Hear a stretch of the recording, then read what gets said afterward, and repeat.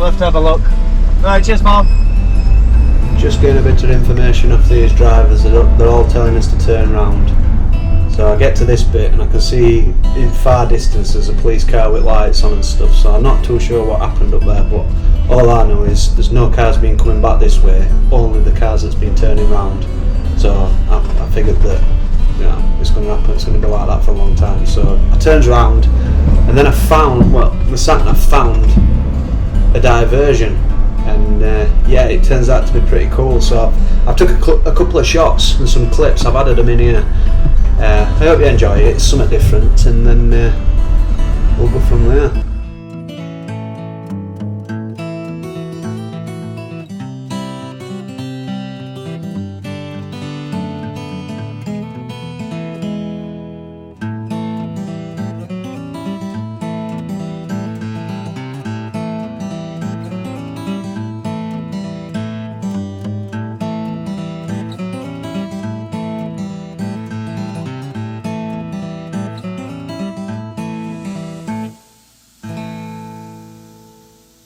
Right, the first job I had to do was to remove these stainings off at dot and dab. Somebody must have covered it over with some plasterboard and obviously just dot and dabbed it or whatever. But my job's to get that off and clean stone up.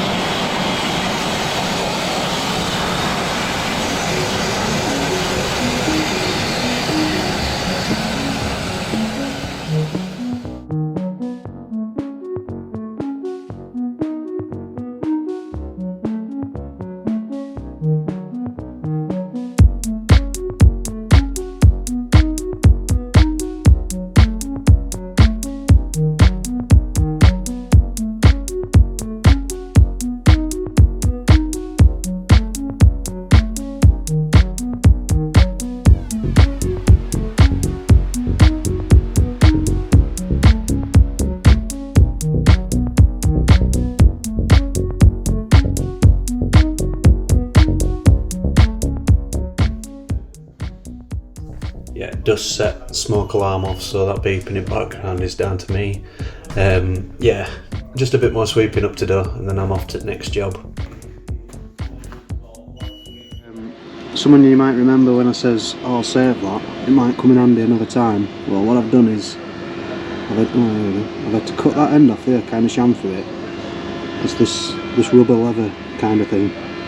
Inside here is gidway and it's leaking, so I've got this new pack that, and it just happens to fit perfect inside there. You see how it's chamfered off? Well, kind of with knife. It makes a beautiful seal on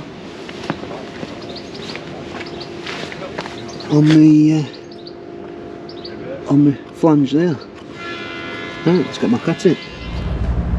Right, so today's job is this. What mark is this? Mark what? Mark 3. Mark 3 Capri.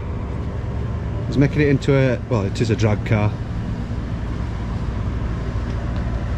There's one turn inside doing, so today we're doing these frames and welds, just so you can see what's what. I think it's what's screwed in here when they're sticking it onto the track. What horsepower is it going? 1200-ish. How many? 1200-ish. 1200 horsepower. So in a Mark 3 Capri. Right, let's get into it. Yes.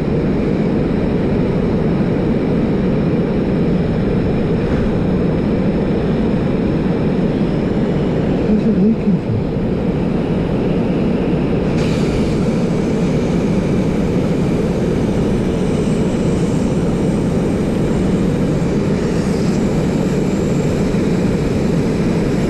It's coming from there, not that.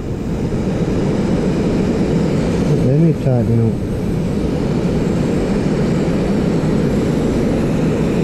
It's coming from that seal there. I can't seal it. I put new rubber on. You can feel there. Right, it turns out that there's a crack in that chassis of that handle, so when you're closing it there's like an airline crack, obviously airline crack. It's letting a bit of air out, so it's not been stopping and starting how I wanted it to. If you subscribe to the channel and you've followed my last video, you'll know that I had a bit of issues with my pot, and it turns out that this is my backup pot what I'm running here, and I'm having issues with this one. I did put it away, and it's obviously got issues when I put it away, so it does need some money spending on this one, but it turns out that this doesn't need as much money as my last pot does, what I've been running. This is sand fully off, and it's coming out way too much. I can't control it, I can't slow it down, I can't do much about it, but I needed to get these jobs done, so I just persevered with it. Here we've got issues with it not coming out. It's like a flow issue.